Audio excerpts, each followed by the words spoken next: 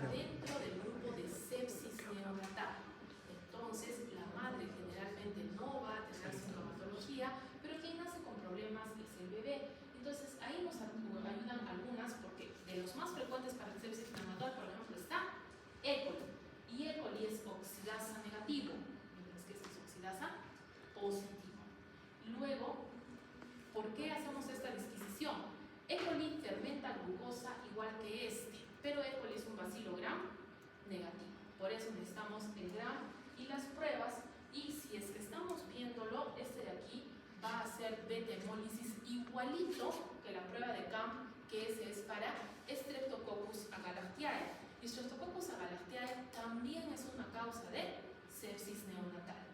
Entonces, por eso es muy importante tener que hacer los exámenes completos para poder hacer lo que es antibiograma y ver, ¿cierto? Este de aquí va a tener una toxina también que va a hacer daño a los eritrocitos, pero no va a generar anemia ni hemólisis marcada, ahí está la diferencia, sino que va a concentrarse en dejarse fagocitar, es decir, nuevamente tenemos una bacteria intracelular, se deja fagocitar y rompe el fagosoma y se queda viviendo ahí dentro. Por eso a veces es muy difícil ubicarla, ¿no es cierto? El sideróforo significa que roba hierro, que hemos dicho que también es importante, y obviamente las adhesinas son todas importantes. Entonces, ¿qué va a suceder? Y lo más frecuente es que pase por el intestino. Ustedes dirán, no, bendito. Usted ha dicho que esto es de sepsis neonatal, claro. El intestino, jóvenes, en algunos casos puede generar bacteriemia. O sea, si te comes tú las bacterias, van a ir primero al vaso y de ahí al hígado. Pero acuérdense que si no son eliminadas al 100% van a estar en bacteriemia. ¿Y quién va a ser perjudicado de esa situación? El bebé. Porque el bebé no puede soportar infecciones. En cambio, la mamá sí, porque tiene ya conocimiento de esta bacteria generalmente, pero como les digo, está en alimentos. ¿Cuántas veces se habrán comido lechugas sospechosas? O sea, puede ser que ya sepan cómo enfrentarse a la histeria ustedes como adultos, pero el bebé. Entonces, la mamá generalmente, por eso a las embarazadas, inclusive si es que ustedes preguntan a las abuelitas, dicen, no deben comer cosas crudas. ¿Por qué? Porque si la lechuga está contaminada y está mal lavada, tienes tu histeria ahí. Entonces, esas son circunstancias que no son del todo ciertas, lo que hay que tener cuidado es que, y lo que sí se recomienda a las embarazadas es que no coman ningún tipo de embutido. ¿Por qué? Muchos de los embutidos tienen bacterias en la parte interna. Entonces, si es que ustedes se han dedicado a estudiar este coso bien gordito, el del pancito, el chicharrón. Ay, ¿qué cosa es? La cosa que se pone en el pancito que es bien gordito.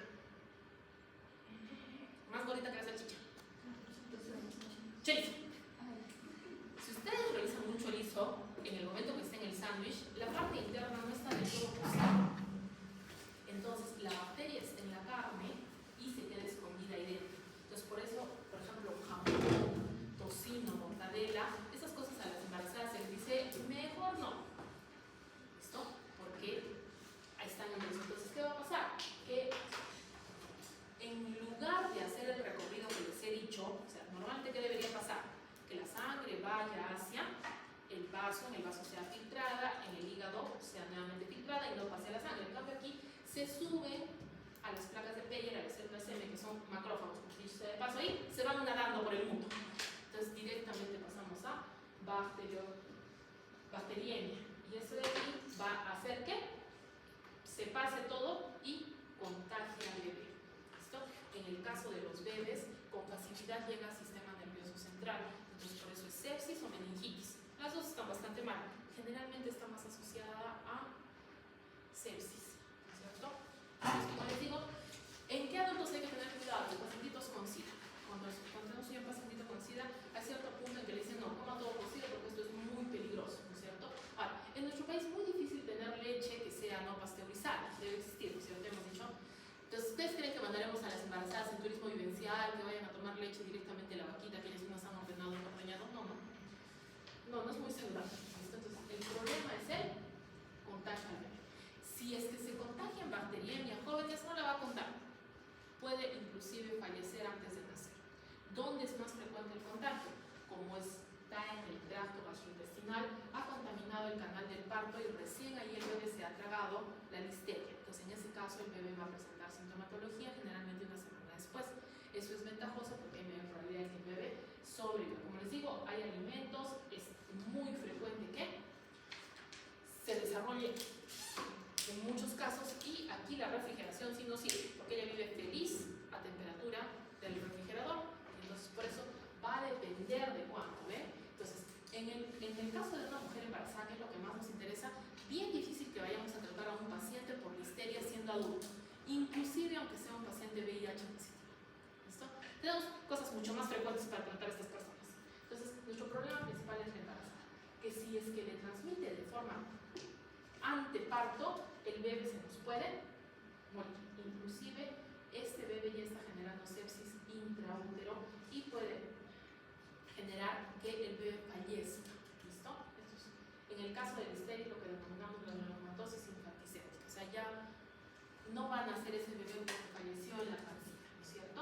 Y como les digo, cuando sucede después, vamos a tener meningitis, o sea, el bebito me va a llegar con meningitis, pero entre 7 y 10 días después de haber nacido. ¿Listo? Entonces, decimos, después de la primera semana de vida, si es que es un caso de meningitis, es muy probable que sea listeria monocytogenes. Entonces, por eso nos preocupa en el caso del recién nacido. ¿La mamá va a tener síntomas? No. ¿Tenemos alguna forma de prevenir esto? Solamente indicarle que no coma las carnes que son crudas, los embutidos, y que toda verdurita que vaya a comer cruda esté perfectamente lavada, ¿sí? Ahí se acuerdan donde decía, póngale una gotita de yodo que repose 10 minutos, póngale 2 limones, el limón es excelente matando bacterias. ¿Listo? Ahí sí, vale. Porque la mamá no va a tener problemas a las justas, se le soltará el estómago un día si es que siente algo.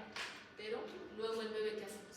Entonces, como nuestro caso principal es pedir líquido cefalorraquídeo. En esos casos, como les digo, en el caso de adultos, como pacientes con VIH, podrías pedir heces, no es muy frecuente. Meconio son las heces de mi bebé, que recién ha nacido, que son los 2 primeros días. En este caso sí me va a ayudar, porque si es que si el bebé ¿se acuerdan que se comió la listeria? También va a aparecer y de allí puedo sacar las tintas. Entonces, para nuestro bebé que estamos sospechando meningitis, podemos recuperar líquido cefalorraquídeo y o meconio, ¿no es cierto? Como ya pasó una semana, es poco probable. ¿Cuándo hacemos esto de la recuperación del meconio? Cuando es una sepsis aguda, nace malito el bebé, entonces también ponemos el meconio a grano, ponemos el meconio a cultivo. Porque si me crece algo, está mal, ¿sí? A ver, ya hemos dicho que ustedes han generado su flora intestinal comiendo, ¿no es cierto? Cosas del piso, lechugas mal lavadas. ¿El bebé qué ha comido? Nada. Los bebés al nacer no deben tener bacterias, entonces siendo el meconio heces, no debe tener crecimiento bacteriano. Les dije que ustedes cultivar heces pues es improductivo. ¿Van a salir un montón de bacterias o no? Sí, o sea, ¿qué gano diciéndole si tienes bacterias? Depende si estamos sospechando de alguna que estamos sospechosa y que te esté causando problemas autoinmunes, pero eso ya es muy especializado. En este caso, si encuentro aquí, porque ¿qué otra cosa más me podría encontrar? E. coli. La E. coli también se puede contaminar de la misma forma, y si yo encuentro en el bebé estas bacterias, es que estamos aquí, ¿listo? Entonces hacemos transmisión de grano, y aquí estamos, muy importante mantener el cultivo a temperatura baja. 4 grados es lo que tiene su refrigerador en la zona de las verduras, no donde congela. ¿Listo? Entonces ahí no va. Sino que tiene que ser un agar Columbia, que es sangre de oveja enriqueciendo al agar, y en el mocultivo crece muy bien, o sea, sacamos sangre del bebé y va a crecer muy bien. Esto tienen que aprender, por favorcito. Hasta el momento, el fármaco de elección para meningitis y sepsis, pues, por listeria monocytogenes en recién nacidos, es ampicilina. Entonces, si tienes un recién nacido que está recibiendo ampicilina porque tenía sintomatología de meningitis, ¿en qué estamos sospechando? En listeria monocytogenes, o ya lo han controlado. Entonces hemos dicho que para las embarazadas, evitar alimentos crudos y los alimentos cárnicos que no se cocinan. Si porque quien me venga a decir que la mortadela se cocina, sí, ya verá cómo le va. ¿Sí? O se cocina la mortadela. ¿Los sanguchitos hacen en su casa? Se agarra la mortadela, se corta y se pone al pan. Sí. Así, ¿no es cierto? Muy bien. Entonces, ¿lo mismo hacen con el jamón o no? Sí. Si lo cortan, lo ponen al pan. Entonces, por eso, pero ¿para quién es este consejo? Para las gestantes, ¿entendido? Entonces, tularemia no es muy frecuente. Francisella tularensis es un bacilo también, pero es un gram negativo de pequeño. Y este de aquí se puede cultivar en agar chocolate, pero tiene que enriquecerse con cisteína. Son un poco fastidiosos para cultivar. Como les digo, estos de aquí pueden aparecer algunas veces en lo que es examen de orina también, pero no nos van a ayudar porque son nitratos negativos. Como todo gram negativo, tienen endotoxina, pero no es muy agresiva, entonces no va a generar tanta inflamación. Aquí sí es importante la cápsula. Esto va a hacer que no puedan ser fagocitados y se vayan a vivir en los macrófagos, paseando por vaso, hígado y médula ósea, donde van a dar problemas, ¿no es cierto? Y como les había dicho, primeramente los polimorfos nucleares tratan de eliminar a la bacteria, como toda bacteria, pero no van a poder. Entonces, donde se produce la inoculación, porque aquí puede haber inoculación por picadura, pero también se puede respirar la bacteria por aerosoles, por microgotitas, ¿no es cierto? Y luego va a llegar un macrófago y ahí sí no puede eliminarlo porque evade la fagocitosis, y hemos quedado que la fagocitosis termina en matar a la bacteria y se va a ir pasando por toda la. Entonces, como con otras bacterias, cuando no puedes eliminarlas es un granuloma. Y vamos a tener frecuentemente esplenomegalia, y ya habíamos quedado que es una buba, un ganglio linfático lleno de pus. O sea, entonces, como están paseando por todo el sistema. Entonces, aquí es importante cuando las personas van a cazar. Jóvenes, ustedes dirán, doctora, está usted alucinando. No, jóvenes, no pregunten. En nuestra selva tenemos venados y se cazan. Uno va, los persigue, pero ¿qué es lo que pasa? A veces se encuentran, por ejemplo, a los conejos, a los venados recién muertos y creen que los lo han cazado, ilusamente, ¿no es cierto? Puede ser que estos estuvieran enfermitos de tularemia y no fue que nadie los cazó, sino que se murieron. Entonces, al entrar en contacto con la piel y las secreciones, ahí es donde se puede inhalar los aerosoles, ¿listo? Entonces, cuando los cazadores quieren dárselas de que son buenos y encuentran la presa y la utilizan, ahí te podemos tener problemas. Pero, en este caso, yo sé que se parece a una mosca, pero estas moscas pican, por eso se llaman tábacos. Esa es la diferencia entre una mosca normal y una que pica. Estas moscas son más grandes, tenemos uno parecido. ¿Han visto cuando los moscardones hacen bulla? Son más grandes, tornasolados, medio azules. Ya. Pero para hacer un tábano tiene que picar. Los moscardones que tenemos nosotros no pican. Generalmente es en áreas que son un poquito más tropicales.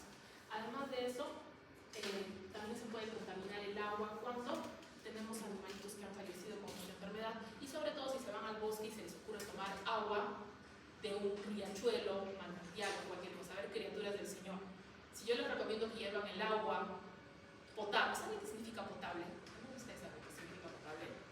¿Sí? Agua para beber, eso significa potable. ¿Sí? Agua para beber. Si les digo que el agua potable no se puede beber sin hervir, ¿qué creen que opino de tomar agua de riachuelos, manantiales y cosas que están en el bosque? Mala idea. Sí, yo sé que se ve transparente, ¿sí? Pero acuérdense de cuando hemos puesto de su dientecito, dijeron, doctora, pero solamente hay saliva, y todo lo tenía todo un zoológico, ¿no es cierto? Entonces, depende de dónde se produzca. Generalmente la úlcera glandular es porque había un picadura. Entonces, ¿qué hemos hecho? Pápula es un granito. Y luego, la úlcera, que es una úlcera. ¿Dónde está la úlcera? La primera definición de úlcera. ¿De qué lado comenzamos? Comenzamos con la cita Carmen Rosas, que la estamos conociendo. Úlcera es una lesión que se caracteriza por tener pérdida de tejido. Muy bien, es una herida con pérdida de tejido, ¿cierto? Se le está hablando al paciente, ¿no? Y entonces luego vamos a tener sintomatología general, fiebre, malestar y las esplenomegalia con los ganglios que estamos viendo generalmente cerca de donde ha sido la picadura. ¿Y cómo es la diferencia entre una adenopatía y un ganglio? Esta es una adenopatía, esta es una buba. ¿Listo? Las adenopatías son cuando están en bolita. Y aquí esto es un absceso, a todas luces. Ahí estamos para pinchar y sacar pus. Es la diferencia. Uno se ve peor que el otro, ¿no? ¿Sí? ¿Cuál les duele más? ¿El del cuello o el de la silla? El del cuello duele más, ¿no es cierto?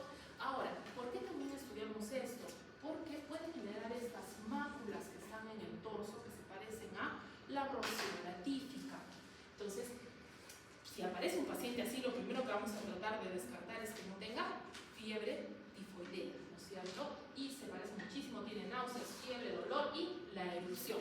Ahora, si no me da positivo la prueba de vital, que es la de diagnóstico de tifoidea, y tengo que comenzar a ver qué cosas se parecen. ¿Se acuerdan que también se parecía Brucela, ¿cierto? Tenemos que ver esta y podemos ver otra más, la de sífilis también, la de la rosella sifilítica.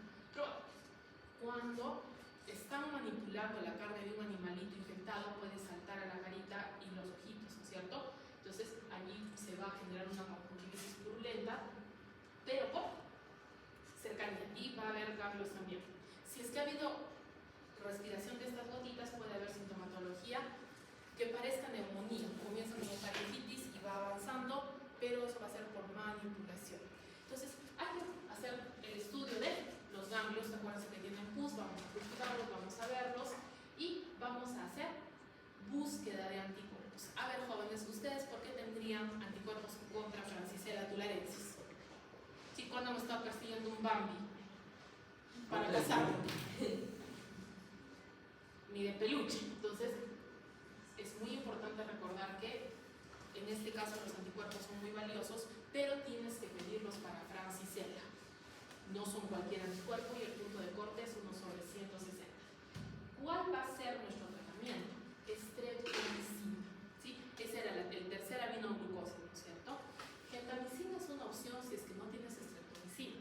Acuérdense que les he dicho que streptomicina es de tercer nivel, o sea, está dentro de la lista de si los quiero hacer pasar vergüenza, mandarlos por farmacias buscando streptomicina. ¿Listo? En algunos casos es especialmente para tuberculosis y solamente hay en hospitales. Pues no lo vas a dejar al paciente, ¿no es cierto? Así. Si es que estamos comenzando a atender, gentamicina puede comenzar a funcionar. Los dos son aminoglucosos, pero ¿cuál es mejor? Streptomicina. Entonces, obviamente sería ideal que si la gente caza o manipula carne que esté potencialmente contaminada, pues use guantecitos, ¿no es cierto? Que no es necesariamente así. O si no, dejar tranquilos a los animalitos, ¿no es cierto? Que vivan tranquilos. Porque la carne que se procesa tiene pues mayor cuidado al traficarse y hay que tener muchísimo cuidado con nuestros amigos veterinarios y la gente de laboratorio, que es bien contagiosa. Entonces en esos casos se puede considerar la vacuna, pero esta vacuna es bastante especial porque hay que raspar la piel y colocar una gotita de la vacuna. Se llama vacuna por descalificación. No está dentro del esquema de vacunación general y solamente se contempla, por ejemplo, en laboratorios que trabajan con muestras de estos pacientes, donde alguna vez se ha llegado a una muestra, solamente por si acaso. ¿Listo? Entonces ahí van nuestras enfermedades zoonóticas. ¿Qué nos tocan? Las espiroquetas. ¿No es cierto? No sé qué se dice. Entonces, las espiroquetas vendrían a ser bacilos muy largos que han dado vueltitas.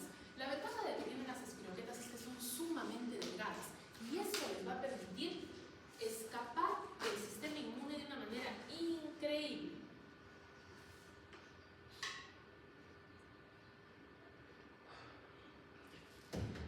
Las espiroquetas no son muy frecuentes. Obviamente la que nos interesa es treponema. ¿Cuál es el treponema más famoso? Treponema pallidum. Aquí hay que tener en cuenta de que treponema pallidum no es la bacteria que ataca, son varios treponemas. El que nosotros tenemos es treponema pallidum subespecie pallidum. Ustedes ya van a ver cómo es eso. Por flojera nos comemos la especie y nos quedamos con la subespecie. Estos otros treponemas, endémicos y transgénome, son muy frecuentes en el África y van a tener otro tipo de contagio. Nosotros no tenemos. Por ejemplo, esta es una sífilis especial que se contagia por gotitas. Entonces, por ejemplo, se contagia muchas veces por el beso. Ya les he dicho de que, sobre todo cuando los adultos andan dándoles besitos y les dejan varitas a los niños, ahí está. Y esta, la frampesia, es frecuente en África, jóvenes, y es por contacto. Entonces, ahí donde sus donde dicen, pues no anden agarrando heridas y pieles que no conocen, es bastante raro. Pero aquí, la diferencia con el treponema pallidum es que solamente se puede transmitir por vía sexual o por vía vertical. Este no sobrevive, es súper exquisito y no se cultiva, criaturas del Señor. ¿Listo? Si logran cultivar treponema pallidum, tenemos que avisarle al mundo. No lo han logrado. ¿Listo? Y por eso es que cuando nos vienen a echar el cuento de que se metieron en una piscina contaminada, se pusieron la ropa de otra persona y estaba... Escuchas y dices, ay, mire, ¿cómo pasó? Ay, qué terrible, qué situación tan... Pero igual hay que darle tratamiento a todas las parejas sexuales. ¿Punto? Ya, muy bien. Y este treponema paraceum, jóvenes, ¿conocen el vitiligo? ¿El qué? Vitiligo. Ah, lo blanco. Las manchitas blancas que salen en la piel son autoinmunes, pero la pinta es una infección por treponema que se puede hacer y que se contagia también por vía de la piel, pero jóvenes es muy rara, casi no tenemos, pero sí se puede hacer los análisis porque una cosa es dar tratamiento para una bacteria y otra cosa es para un proceso autoinmune. La mayor parte de nuestros pacientitos tienen procesos autoinmunes, entonces tienen que, sí, ya jóvenes, a ver, eso se les va a contagiar. ¿Cómo se contagiarían de un proceso autoinmune? No, ¿verdad? Entonces, por eso es muy importante entender, pero siempre, cada vez que analizamos una herida, para todos los pacientitos nos ponemos guantes, ¿cierto? Y si examino un pacientito, me quito mi guante y me pongo uno nuevecito, ¿cierto? Entonces, no es que tengamos problemas con ningún pacientito, sino que aún no sabemos si es que es infección o es autoinmune, ¿cierto? Entonces, si es que el pacientito tiene tratamiento, se le va a dar. Entonces, ¿cuál es el más importante? El treponema pallidum. Ya hemos quedado que nos comimos toda la historia, ¿no es cierto?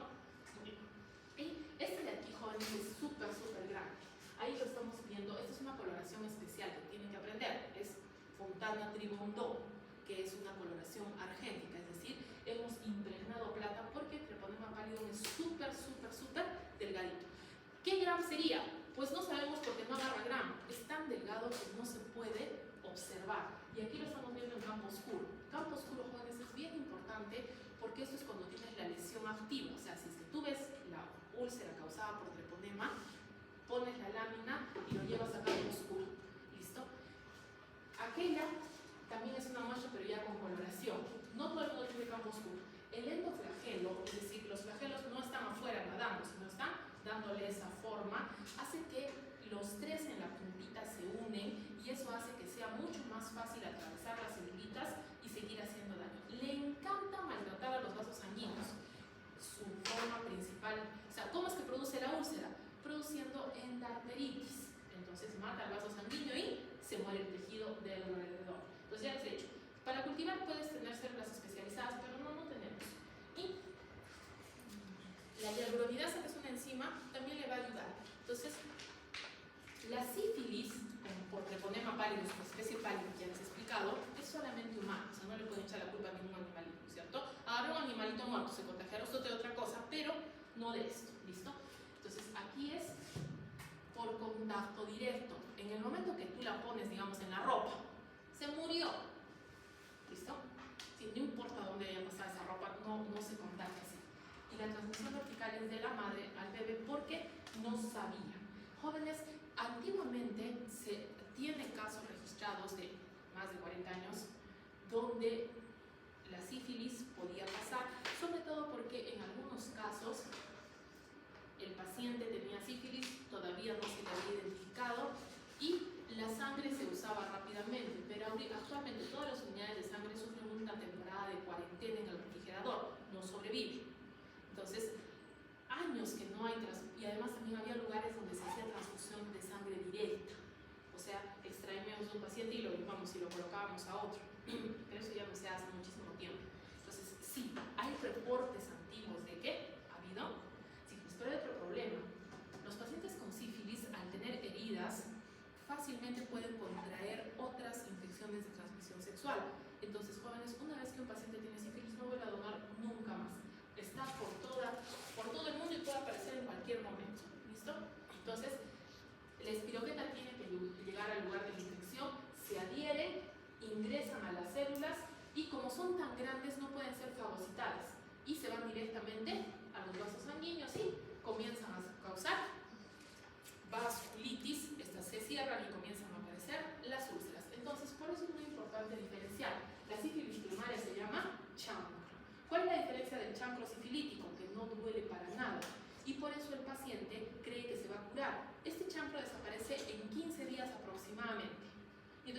ve, no era nada, se me curó. Y entonces comienza la sífilis secundaria, donde va a haber diseminación. Y entonces aquí es muy importante hablar de el exantema. O sea, van a aparecer manchitas. ¿Se acuerdan como la foto que les he enseñado? La única diferencia es que sífilis aparece en palmas y plantas. Eso no es normal. Ya les he dicho que cuando hay alergia, cuando hay quemaduras, cualquier cosa, la palma son muy poquitas las que hacen daño. Esta es una de ellas. Entonces, a veces el paciente tiene manchitas en el pecho. Le revisamos la manito y si también está afectada, tenemos que considerar sífilis secundaria. ¿Cuánto tiempo puede estar mi paciente con sífilis secundaria? Años. Puede tardar entre 10 y 20 años en llegar a sífilis terciaria, que es la formación de gomas. Como no pueden eliminarla, porque ya hemos dicho que es muy larga, hacen granulomas, pero estos granulomas se necrosan. Eso es una goma. ¿Listo? Las gomas sifilíticas. Y la estación última es neurosífilis. Algunos pacientes parece que tienen demencia, pero realmente es una sífilis que no fue tratada a tiempo. Entonces, ya hemos dicho, ¿qué es esto? Un chancro, ¿no es cierto? Por esta dama no siente ninguna molestia, porque esta es una dama. Imagínense, estas lesiones son internas, ella en su vida va a pensar que ha tenido lesiones. ¿Listo? A veces se dan cuenta, a veces no se dan cuenta, pero esta es la fase donde es más contagiosa. Entonces, ahí sí no hay dolor, entonces puede haber igualito contagio. Entonces, la característica del chancro sifilítico es una úlcera que no duele. Las úlceras no duelen un montón. Entonces, aquí, como hay diseminación en la sífilis secundaria, comienzan a tener algo como gripe. A ver, jóvenes, ¿quién va a ir a hacerse una prueba de sífilis porque tiene un poco de fiebre y dolor de garganta? Nada, ¿no es cierto? Muy bien. Luego, durante otra etapa de la sífilis secundaria, también aparecen las manchas. Entonces, ¿qué les he dicho? En plantas y palmas. ¿Esto está igualito a la tularemia o no? Entonces, cuando tienes manchitas en el pecho, tienes que tener tu lista de infecciones. Generalmente, primero va fiebre tifoidea, segunda va sífilis, ¿no es cierto? La diferencia está en las palmas. Fiebre tifoidea no tiene, esta sí tiene. También puede haber otras lesiones. ¿Algo? ¿Buenos días? Diga.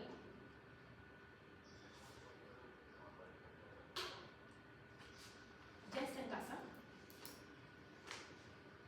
No, justamente estoy trabajando. ¿La puede recoger otra persona?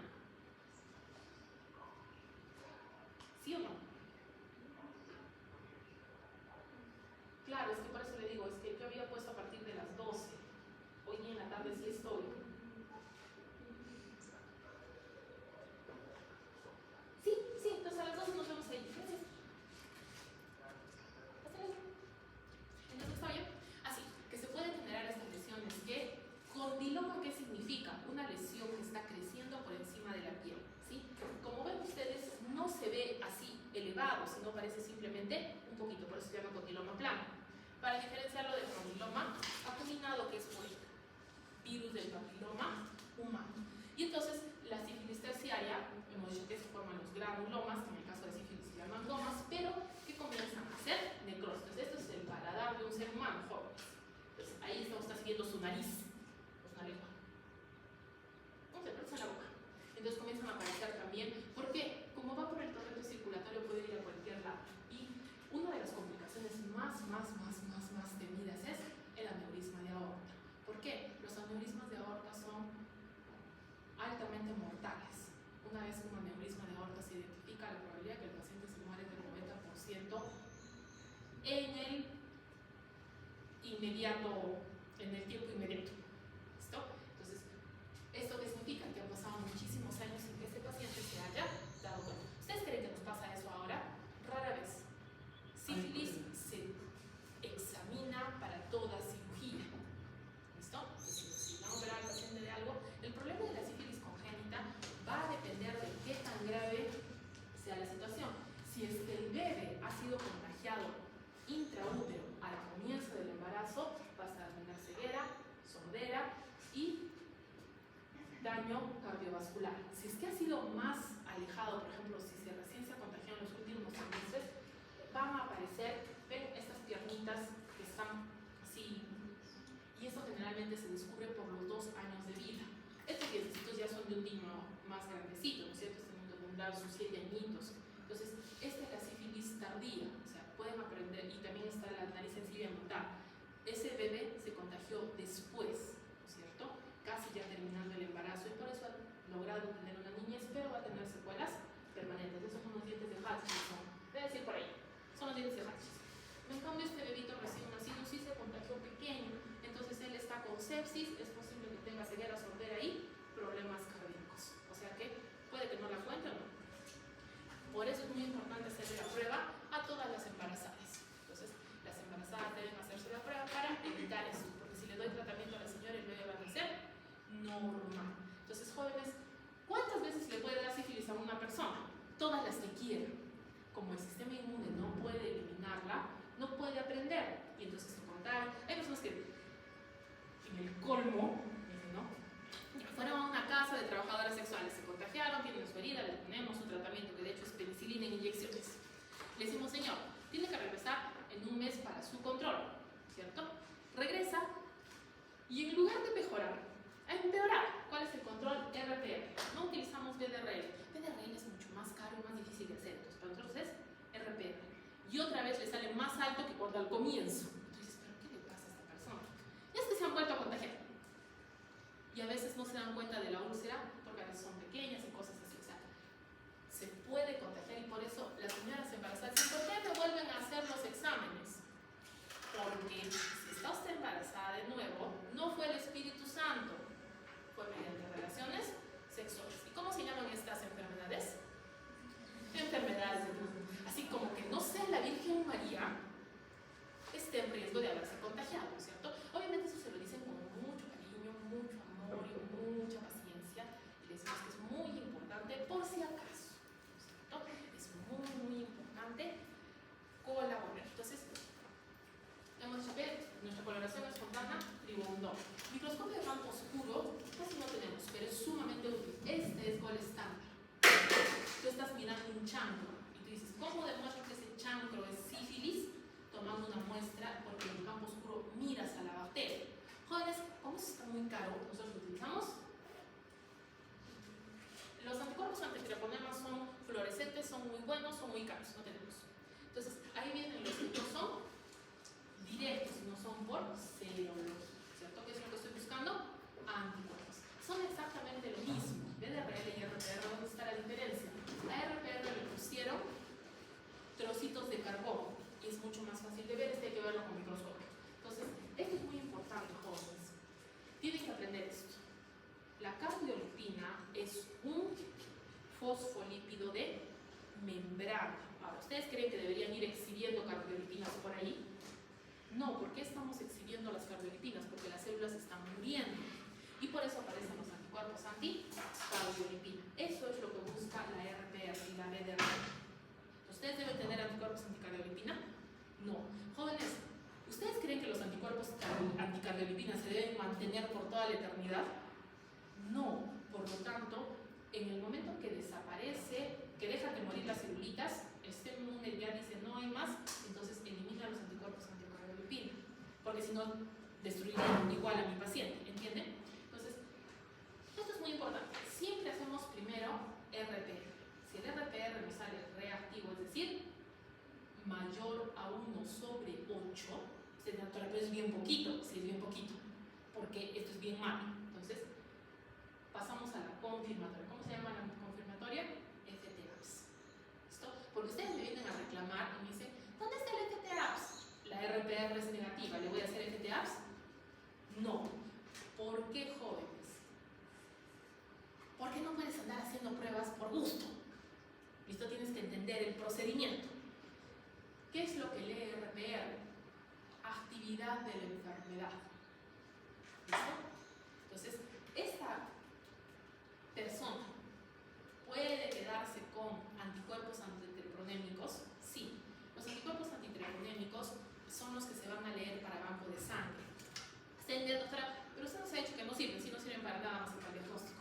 O sea, no van a matar a la bacteria, pero sí van a permanecer. Por eso, jóvenes, si es que hay anticuerpos antitreponémicos, no se puede donar nunca más. Pero, ¿ese paciente está enfermo? No, porque la enfermedad tiene anticuerpos anticardiolipina. ¿Entienden? Muy bien, entonces, primero se hace RPR. Si RPR sale reactivo,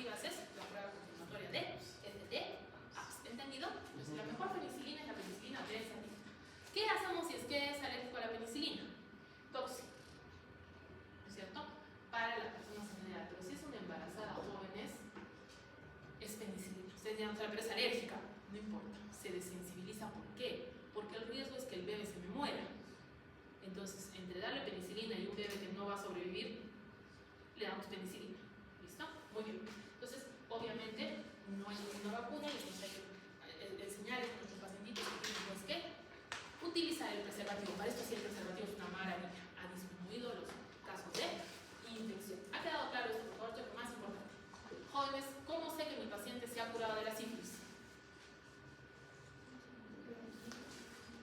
La RTR me sale nega, ¿no es cierto? Entonces, eso es lo que hacemos al mes.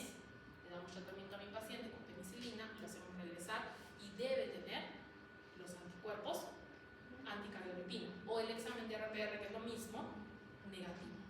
¿Sí? Y si no tiene, tengo que seguir dando tratamiento porque puede ser que se haya vuelto a contagiar. Hay reportes de resistencia a la penicilina para treponema pálido, pero no son muy frecuentes. ¿Listo? Entonces, hemos dicho que la espiroqueta más importante de este mundo es treponema pálido, subespecie pálido, que por flojera le decimos treponema pálido, ¿no es cierto? Y este solo se transmite por vía sexual. Nosotros treponemas se transmiten por tocar la piel. Entonces, moraleja, no tocar pieles ajenas cuando están examinando. Siempre tenemos que acostumbrarnos a eso, ¿no es cierto? A que todos los pacientes sepan, y también ustedes cuando sean pacientes, que eso van a ser examinados con guantecitos. No sabemos qué andarán cargando por ahí. Pero no es la única espiroqueta. Otra espiroqueta importante es Borrelia. Aquí tenemos que aprender. Las más importantes son Borrelia recurrentes y Borrelia herpesi, pero aquella Borrelia Dutoni a veces da problemas, pero las que sí son imperdonables son recurrentes y herpesi.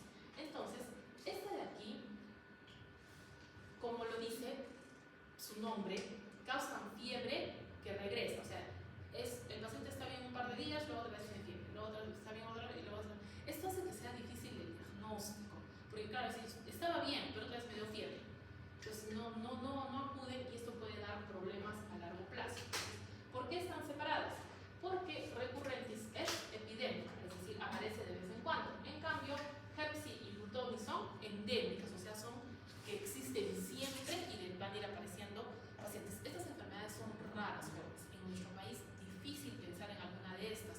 Generalmente es que se han ido a meter a algún bosque y les ha picado una garrapata. Si es que no tienen experiencia, las garrapatas también pican y son bien chiquititas, son como de 2 milímetros. Entonces, ustedes andarán mirando garrapatas. No, cuando les han picado han dicho, ay, no será una garrapata. Pero estas garrapatas se quedan pegadas a la ropa. ¿Listo? Entonces, a veces sí encontramos a la garrapata, a veces no. Entonces, ¿qué hemos dicho? Endémica era de Borrelia, herpesi y Dutoni, ¿cierto? ¿Y quién es culpable? Un roedor. Si el humano se mete a donde vive el roedor, que generalmente es en un bosque, pues la garrapata lo muerde, le pica, lo que sea. Sino que aquí hay que diferenciar también las garrapatas. Esta garrapata es la garrapata blanda ornitodorus. Necesitas tener la garrapata. Si es un desierto donde no hay garrapata, no podemos echarle la culpa, ¿no es cierto? En cambio, para la epidémica, que es la de Borrelia recurrentis, es el piojito. ¿Y este será el mismo piojito de tifus? Sí, es el mismo piojito. El piojito del cuerpo. Entonces, aquí suele ser que, por ejemplo, son pacientitos que pueden estar viviendo en la calle, o si no se han ido 15 días a acampar por ahí, no les fue bien, se perdieron, cosas así, ¿no es cierto? Entonces, en el caso de la Borrelia recurrentis, tiene que ser de otro humano, ¿cierto? Hemos dicho que generalmente el piojito viaja en chompas, mantas,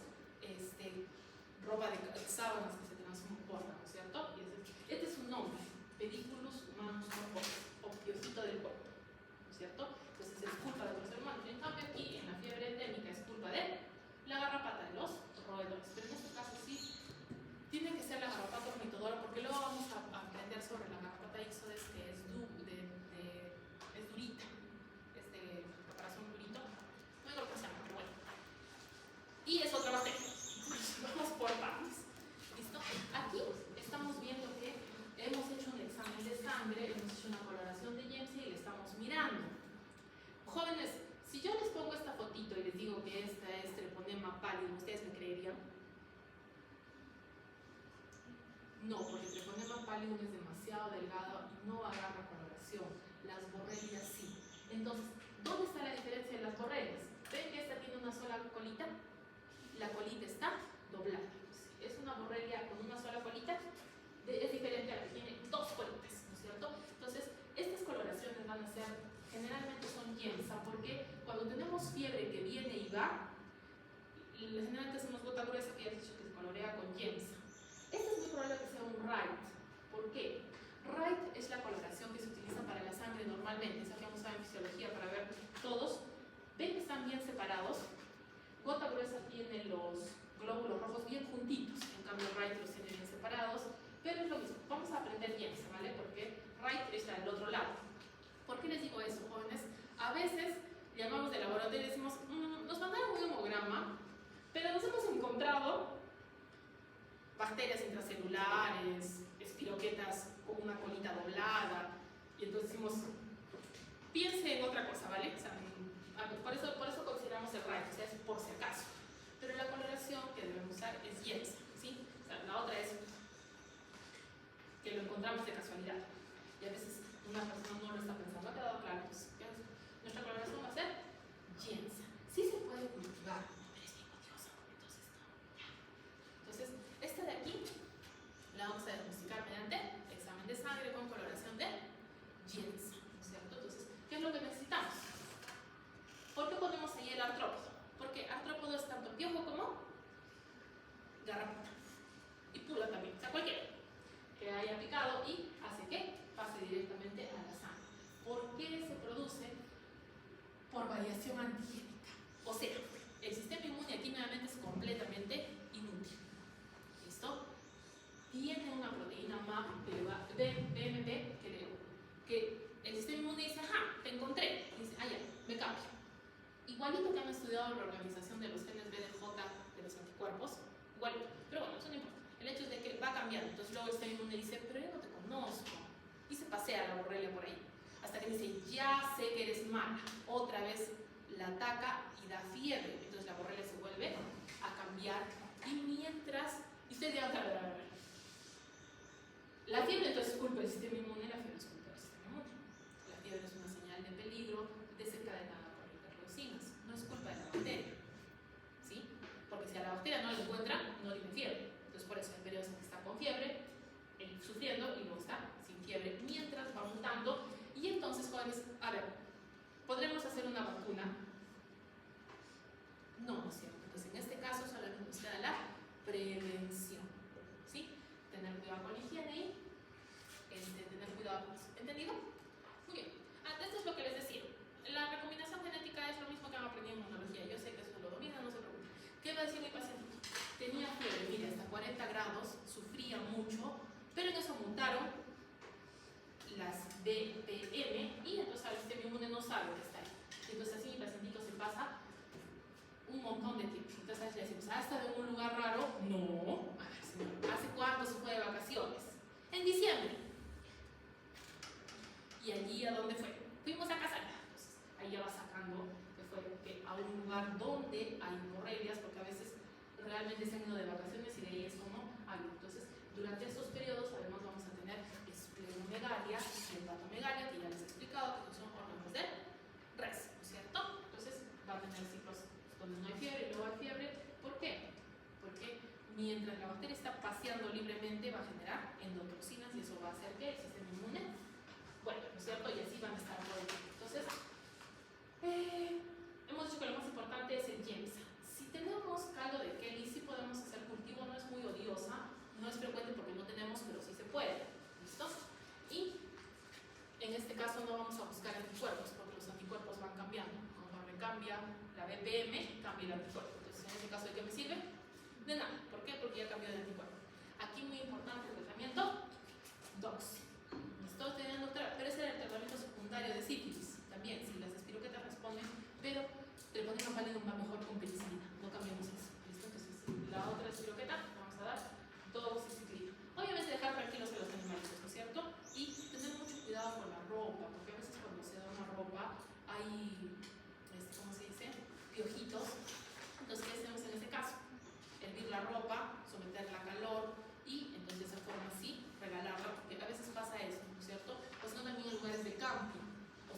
camping con lavadora hospitalaria con 56 grados centígrados, planchado industrial para eliminar. No, pues el camping está ahí todo el año y a veces meten hasta los animalitos, ¿entendido? Entonces, obviamente, tener mucho cuidado con las